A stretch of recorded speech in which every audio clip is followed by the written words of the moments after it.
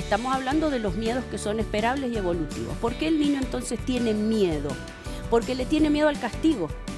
Hola, hola, les doy la bienvenida a un nuevo encuentro de Más Infancia, este espacio de San Luis Más, donde hablamos justamente de los chicos y de cómo acompañarlos en su crecimiento. Una vez más le damos la bienvenida a Silvina Gendinotto, nuestra psicóloga en este espacio. Hola Silvi, gracias por estar acá de nuevo. Gracias, Ani. Y de nuestras charlas con Silvina, que vamos hablando de distintas cosas y que todo tiene que ver con lo mismo, cómo ser papás contenedores, con firmeza, con ternura, pero con límite, cómo acompañarlos a crecer en estas etapas tempranas, donde nos vamos formando esta identidad. Y una de las características que nos dijiste ya en los primeros encuentros de los chicos, en las primeras edades, tienen que ver con los miedos. Serán los berrinches y los miedos. De los berrinches ya hablamos. De los berrinches ya hablamos. Nos vamos a dedicar ahora de un gran tema que son los miedos, y quiero ver, bueno, que vos nos cuentes cómo se van detectando en sus conductas. ¿Por qué son característicos a esta edad? ¿Y cómo nos damos cuenta de que los chicos tienen miedo? Perfecto. Bueno, los miedos son propios de esta etapa evolutiva porque aparece algo que antes no estaba y que es una primera conciencia general del bien y del mal. El niño empieza a percibir en sus 2 añitos y medio, 3 años, que no es lo mismo hacer las cosas bien que hacer, es muy precario, ¿no? Pero es como que ya empieza a ver en su cabecita la idea de que no es lo mismo hacer las cosas bien o hacerlas mal. No es lo mismo la reacción de mamá cuando hago algo que a ella le gusta a cuando hago algo que no le gusta. Y así como los berrinches tenían que ver con el pensamiento omnipotente del niño de creer que puedo hacer todo, y como no todo es como yo quiero, empieza el berrinche, el tema de los miedos también tiene que ver con cómo piensa el niño. A ver. ¿Por qué? Porque el niño empieza a pensar que como no es lo mismo hacer las cosas bien que mal, pensemos que tiene 3, 4, 5, es decir, su pensamiento es lineal. No siempre es realista, pero podemos seguir una lógica. Entonces el niño en esta etapa evolutiva empieza a pensar, a dar respuestas a estos nuevos interrogantes. Si yo hice algo que no está bien, merezco una consecuencia acorde a lo que hice. Bien. Entonces, en este niño, el hacer algo que está mal es tan malo como el pensarlo. Inclusive, si yo tengo ganas de agarrarle los cachetes a mi hermano porque en realidad le tengo unos celos bárbaros, el solo pensarlo ya hace que ese niño se sienta malo. No hace falta que lo haga, el solo pensarlo. Por eso a veces los adultos no nos damos cuenta que el niño tiene miedo, porque es todo un proceso interno. ¿Y cómo lo pone en acto? ¿Cómo nos damos cuenta con sus conductas de que tiene el miedo y no lo puede decir tan fácil como tengo miedo a tal cosa? Claro, a veces lo logran expresar, pero quiero que primero lleguemos a los miedos de los chicos y cuáles son los miedos esperables para esta edad. No estamos hablando de miedos provocados por situaciones que no son esperables. Exacto. Estamos hablando de los miedos que son esperables y evolutivos. ¿Por qué el niño entonces tiene miedo? Porque le tiene miedo al castigo. Porque si yo hago algo que está mal o pensé algo que está mal, merezco un castigo. Y como el niño en esta etapa evolutiva es exagerado, y entonces existe el bien o el mal, lo lindo, lo feo, lo bueno, lo malo, lo inteligente, lo tonto, el niño tonto, el niño inteligente, para el niño le resulta muy difícil pensar términos medios. Entonces, si yo hice algo que está muy mal, merezco un castigo muy grande. Sí. Y entonces, ¿quiénes son los que van a venir principalmente a la noche a ejecutar estos castigos? No es papá o mamá. ¿Quiénes son? Son los peores monstruos. Son los monstruos, los zombies, las brujas, los rinocerontes. Van cambiando de nombre, pero siempre son aquellas criaturas muy terroríficas que pueden dar mucho miedo, mucho miedo con superpoderes. Tienen superpoderes para los niños, son muy malos. Entonces, tenemos que saber que el niño va a tener miedo porque va aprendiendo que existe la diferencia, aunque sea precaria, entre hacer las cosas bien y mal. Entonces, ¿cómo nos vamos a dar cuenta que un niño tiene miedo? Porque va a empezar a expresar a veces no quiero entrar al baño solo, no quiero que apagues la luz, quiero estar con vos todo el tiempo, tengo miedo que entren a casa y me lleven. Cuando los niños a esta edad expresan el temor a que se los lleven, no están hablando de un ladrón humanizado.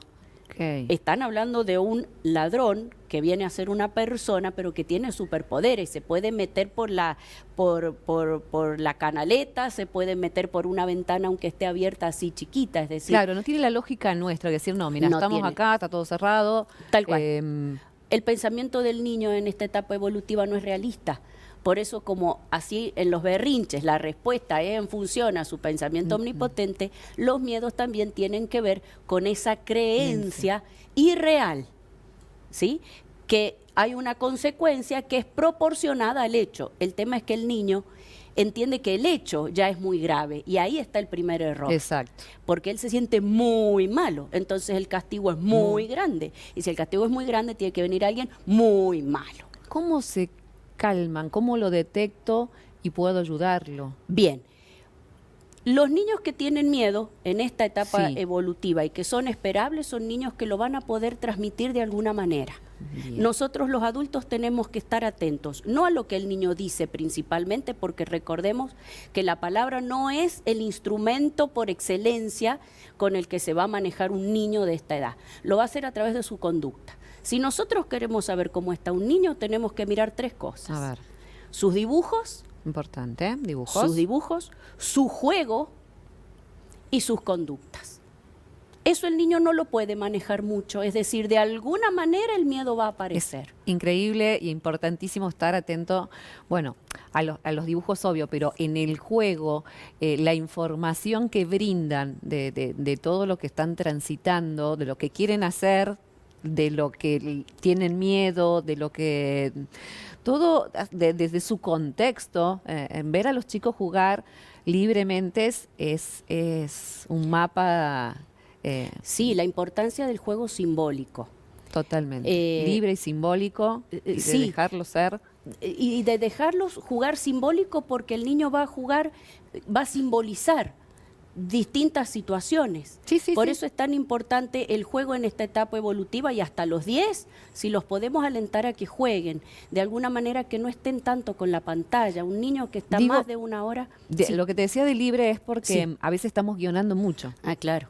Estamos, me refiero hasta el juguete está como muy direccionado y todo. En cambio, como decís vos, lo simbólico lo va a hacer él al bebé, con lo que quiera. La cucharita si le da de comer o la acción y la conducta que quiera representar la va a representar simbólicamente. Totalmente. Con el objeto que sea. Sí es importante que los papás sepan más bien a qué van a jugar los niños de 3 a 5 y de 6 a 10.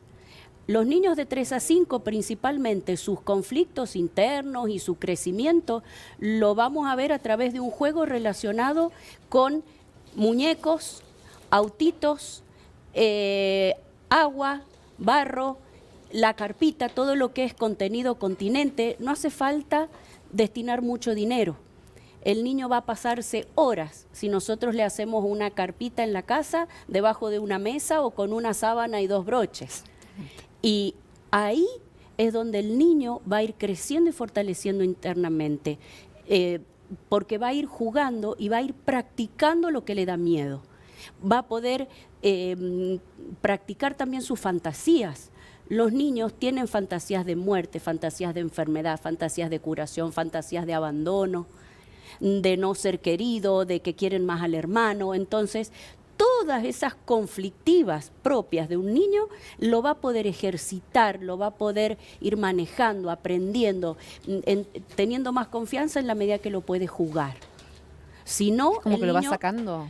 Sí, es como practicar la cuentita de matemática cuando están en primer grado. No sale a la primera vez la cuentita, hay que hacerlo 1 vez, 2 veces, 3 veces. El juego permite practicar aquello que me cuesta entender. Okay. Y lo va a Bien. ir entendiendo, madurando, procesando, sobre todo a través del juego simbólico. Y todas estas fantasías que dijiste, ¿son miedos? ¿Son como los miedos más comunes de esta edad? Sí, no son miedos, las fantasías no son miedos. Bien, a ver, explícame la diferencia. La fantasía es algo que el niño imagina, pero no necesariamente le dan miedo. ¿No? Bien. Por ejemplo, la fantasía de curación. El niño que se pegó en la rodilla fantasea que lo van a llevar, que el médico lo va a curar, que le va a poner una gasa, que va a poder estar mejor. Pero eso hay que jugarlo también. Por eso también está el juego del doctor. Está el juego de la mamá y el papá, de la mamá que reta, de la señorita de los hermanitos, que no que me dijiste vos, escuchó, de los celos. de los celos. No todo tiene que ver con los miedos. Okay. El juego permite desarrollar, como te digo, muchas habilidades también, inclusive las habilidades motoras, la motricidad fina, la motricidad gruesa, permite la tolerancia a la frustración, el aprender que mi mamá no tiene que estar al lado para yo sentirme querido, yo puedo estar jugando en una habitación o a unos metros de mamá mientras mamá está haciendo alguna otra cosa. Las mamás no tienen que estar jugando con los niños más de 1 hora por día. Ya no es necesario. Pero bueno, eso será motivo de otro... dibujos, dijimos juegos y dijimos conductas. ¿Cómo me doy cuenta que un niño tiene miedo por sus conductas? En lo esperable, el niño lo va a poder manifestar. Mamá, no quiero ir al baño solo, o no apagues la luz, o no te vayas, quédate conmigo. De alguna manera, el niño lo va a poder transmitir y está bueno que el adulto lo pueda acompañar. ¿Cómo? Diciéndole la super frase genial: yo te entiendo, que tengas miedo. No subestimemos nunca los miedos de los chicos porque son evolutivos y le tenemos que decir que está bueno que lo puedan expresar, porque los miedos se pueden ir resolviendo mucho mejor y más rápido de la mano de mamá y papá. Si no, lo viven en soledad, porque el niño va a tener miedo. Lo puede vivir acompañado de mamá y papá. Qué importante. O solo. No tiene más opciones. Ok.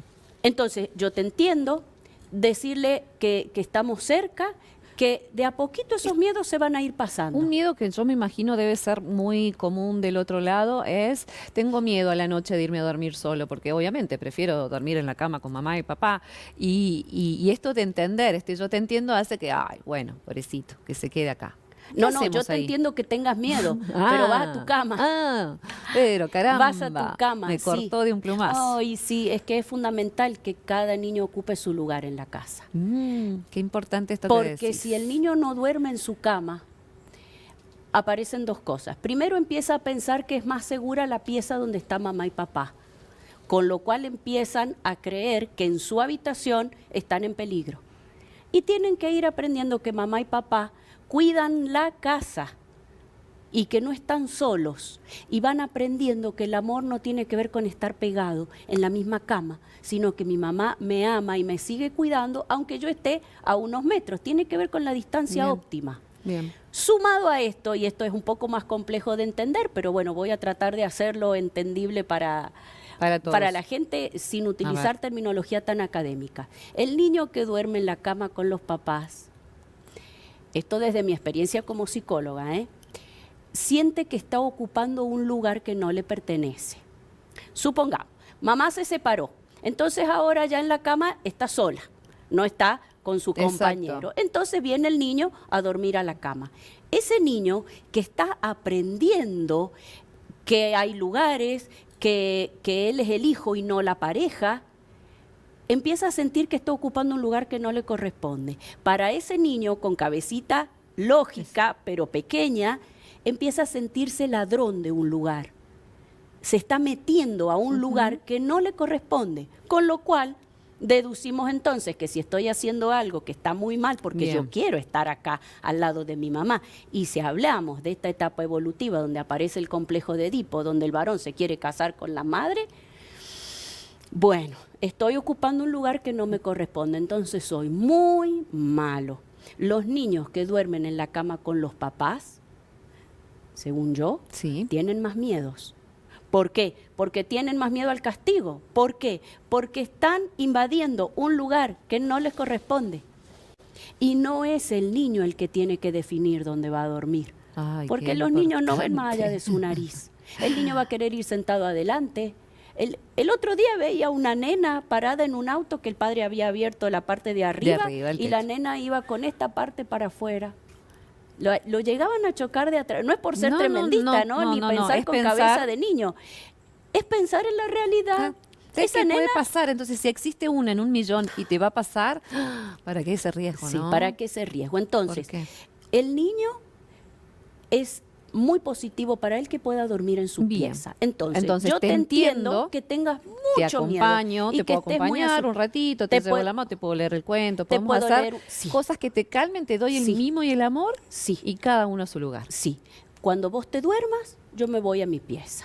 Y mi hija me dice, por Apagamos la ejemplo, luz. me dice, mamá, ¿me apagas la luz cuando vos te acuestes? Porque si Ujú. no me cuesta. Bueno, sí. ¿Sí? Y ella se duerme y después vos pasás y apagas la luz. Sí, tal cual. Acompañamos al niño a transitar sus miedos. Pero si empezamos a cambiar otras cuestiones, se empiezan a romper partes sanas del motor. Digamos, si no podemos enfrentar el tema de los miedos de los chicos, tolerar su angustia y acompañarlos sin modificar otras cosas que después van a traer otros miedos, porque como digo yo, después el chico tiene más miedo porque está haciendo algo ilegal, algo Pero, que no está bien para el niño. Qué importante esto que decís vos de nosotros tolerar esa angustia, porque hay dos maneras. O caemos en este juego que te digo, ay, bueno, te entiendo y en realidad me parte el alma, me cuesta que vos la pases mal y te quedás conmigo y transgredo y sucede esto que vos nos dijiste.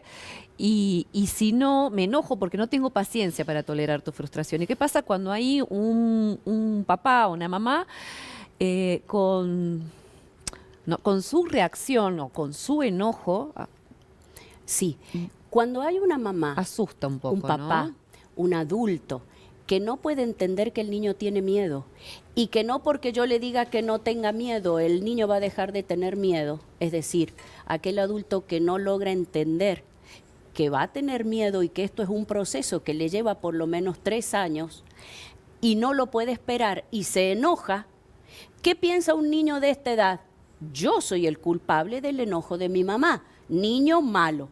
Entonces, agregamos un susto más a ese niño porque siente que hizo enojar a su mamá. De hecho, que hay muchas madres que dicen, mira cómo me puse, mira cómo me hiciste poner, me sacaste. Sí, el me. ¿No? El me. Entonces, La como si culpa el de- niño fuera responsable de mi baja tolerancia a la frustración, de que yo no puedo tolerar mi angustia, de que me da mucha pena verlo que tiene miedo. Pero lo mejor que podemos hacer cuando un hijo tiene miedo es acercarnos y decirle, yo te entiendo, y esto ya va a pasar, pero yo te voy a acompañar en lo que haga falta. Lo ayudamos también, acá viene un recurso muy bonito, y es que lo ayudemos al niño a dibujar su monstruo. Cada niño tiene su monstruo, cada persona tiene su monstruo. Ningún zombie es igual a otro, ningún monstruo, porque lo vamos armando con piezas de distintas partes de la realidad. Exacto. Entonces, le decimos que lo dibuje, y si es muy pequeño lo dibujamos nosotros por ellos, y ellos nos van diciendo nariz grande, Ojos, pelo, sí, ojos pan. rojos, los dientes, bueno, Exacto.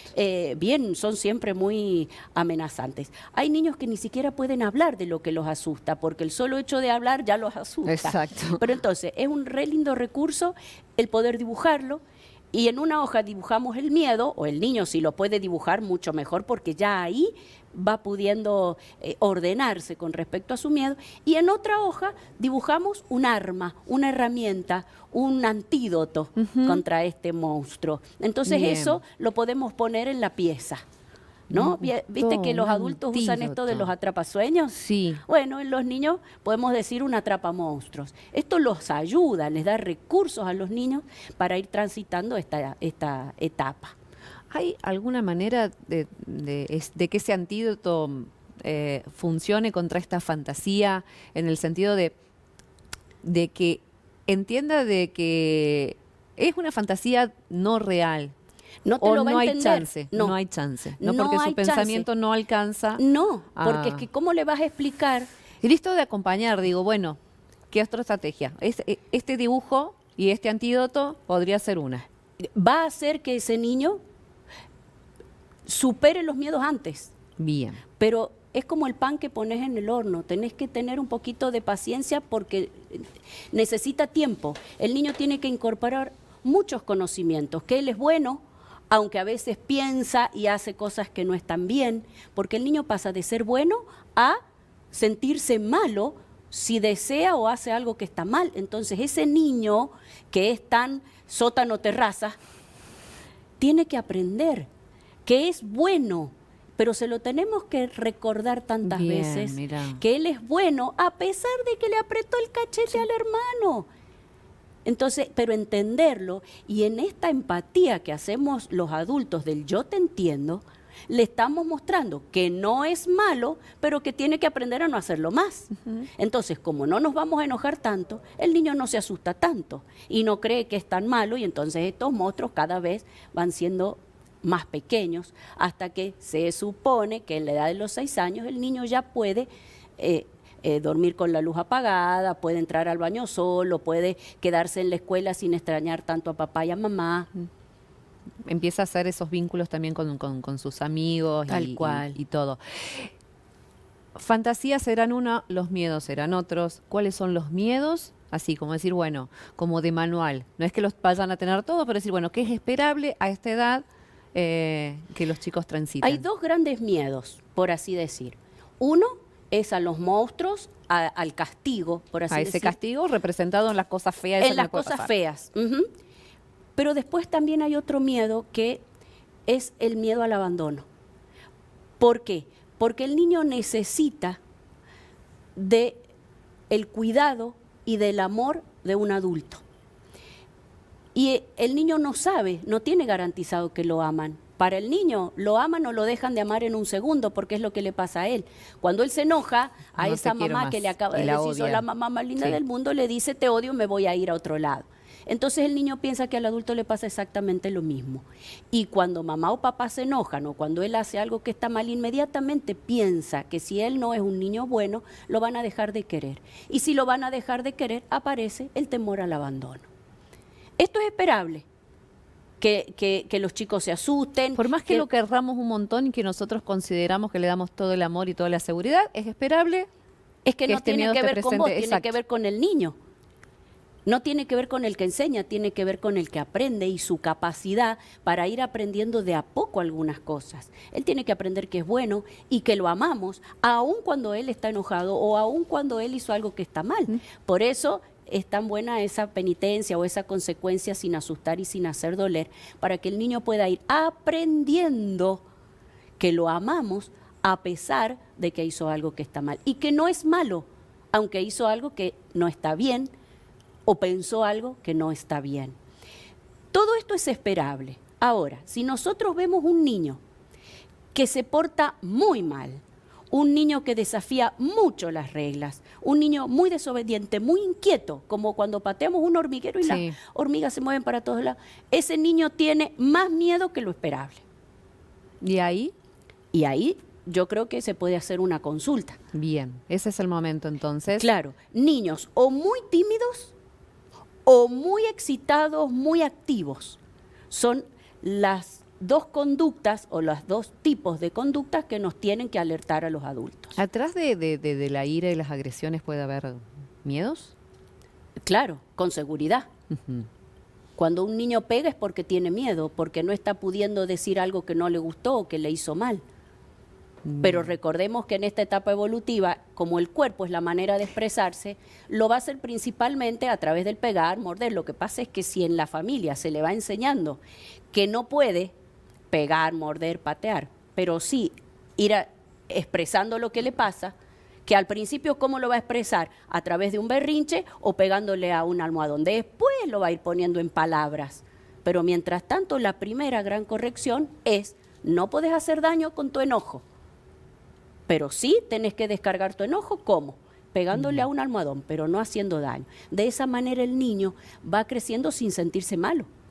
La manera de saber a qué le tiene miedo, en este caso de que salga de los miedos normales, de decir, bueno, estas conductas que llaman la atención cuando salgo y en casa y en todos lados se manifiesta de esta manera, es con una consulta con un psicólogo, decir, bueno, conductas que ya pasan y que rompen las normas del buen trato, como hablábamos en nuestro encuentro anterior. Y yo por ahí puedo no ver dónde están los miedos. Entonces, No, claro. ahí nos ayuda sí o sí un profesional. Yo creo que sí. Cuando Bien. estas conductas se repiten, pasan a ser un patrón y no tanto ya como sí, algo más esporádico que nos pasó, claro, como dijiste. Hay cosas circunstanciales que está atravesando una familia, que es normal tal que cual. los chicos puedan pasar por miedos. Tal cual. Cuando nosotros vemos que un niño está mal o que dibuja algo que nos llama la atención o que tiene conductas, Bien, para estar es atentos. porque ese niño está siendo testigo, por decir así, o le están pasando algunas cuestiones que no son esperables, que ya no tienen que ver con lo evolutivo. Bien, listo. Entonces ahí vamos y consultamos a una profesional. Pero para ir cerrando, déjanos también, no sé si unos tips, porque ya nos has dado, pero cómo acompañamos a esos papás que tienen niños que están atravesando los miedos. Los adultos, ¿cómo acompañan a sus niños con miedo? Bueno. Dijimos, estar atentos a estas tres. Estar atento a que estas conductas sean las esperables, Bien. de niños que tienen miedo y que si los escuchamos ellos nos van a ir diciendo a qué le tienen miedo. De alguna manera lo van a poder ir expresando y nosotros lo vamos a poder acompañar. Cuando ese miedo ya supera el umbral esperable, al niño hasta le cuesta ya mencionarlo y aparecen otras conductas que son a las que tenemos que prestar atención. ¿Cómo ayudarlos en los miedos esperables para su edad? Yo te entiendo, darle importancia, decirles que sí, que seguro que ellos están sintiendo ese miedo y que con el tiempo y el acompañamiento nuestro esos miedos van a ir disminuyendo. Los ayudamos a que jueguen. El juego simbólico ayuda muchísimo al proceso de los miedos, al crecimiento y fortalecimiento interno, a que dibuje, a que le podamos dar el dibujo del monstruo y de una herramienta para luchar contra el monstruo. Y nuestra compañía y nuestro entendimiento. Evitemos decirle a un niño cosas como antes: los varones no tienen miedo, no seas maricón, ¿cómo le vas a tener miedo a la oscuridad? ¿No te das cuenta que es una rama? ¿No te das cuenta que es el auto del vecino el que hizo ruido? No descalifiquemos. El niño tiene... Buenísimo lo que decís, porque si uno se pone a pensar, en nuestras infancias generaban tanto o más miedo las palabras o esta amenaza que el propio miedo. Entonces como que aumentás y potenciás. Si ya tenía miedo y si expresarlo me genera como que esta bomba y este enojo y esta amenaza, cuánto susto y cuánto daño ahí, no pudiendo acompañar. Le agregamos ¿no? un susto más, porque el niño en lugar de sentirse acompañado por su papá o por su mamá, se siente solo. Entonces, mucho más miedo tiene. Bien, me encantó este final, porque tiene que ver con nosotros adultos, cómo la transitamos. Si uno se pone a pensar cuánto miedo hubo en nuestras infancias, de los que tienen que ver seguramente con las etapas, porque esa, como dice Silvi, no se salva a nadie, esos son los procesos evolutivos, pero cuánto miedo agregado. Por los ambientes. Entonces, bueno, qué lindo estos espacios donde se puede hablar. ¿Algo más que quiera decir? No. Muchas gracias por estar acá nuevamente y te invitamos en la próxima. Hay preguntas del otro lado, a vos que te estás sumando desde las redes. Escribinos y decinos qué tema te interesa tratar y nosotros de acá ya vamos haciendo nuestra agenda con Silvi, que siempre la esperamos y más que bienvenida. Así que gracias a vos, Silvina, Gracias. y a ustedes también gracias por estar ahí y los esperamos en la próxima.